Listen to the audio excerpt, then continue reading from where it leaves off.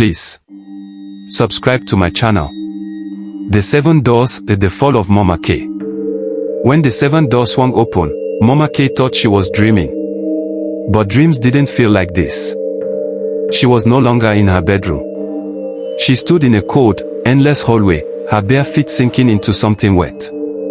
The smell was rot mixed with perfume, the same perfume she once gave her girls before sending them to the men who paid the highest price.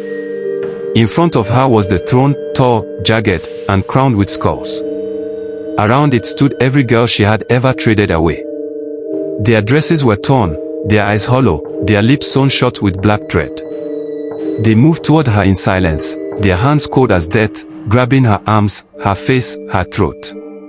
She tried to speak, to beg for forgiveness, but the thread appeared across her own mouth, sealing it. Then she saw herself, sitting on the throne, lifeless, her head tilted at an unnatural angle.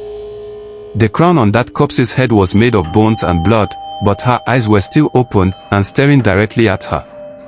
The girls pulled her closer to the throne. The corpse smiled. Mama K woke up screaming.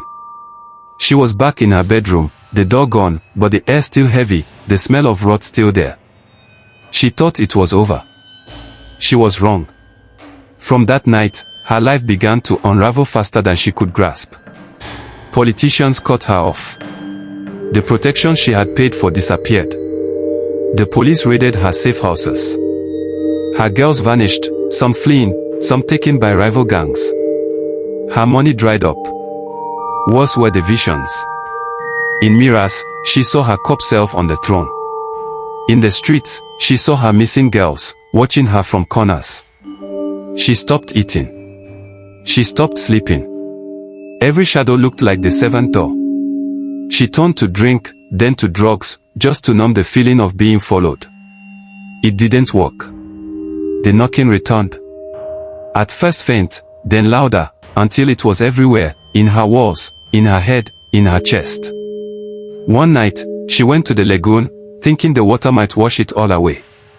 But as she stood on the edge, she saw the 7th door floating on the water, glowing faintly. It opened just a crack, and a voice whispered, "Come home." She ran. No one saw her for days. Then, a market woman claimed she found Mama K barefoot, wandering the streets at night, knocking on walls and alley gates, whispering to something no one else could see. Weeks later, a tenant in an abandoned building heard slow knocking from an empty room.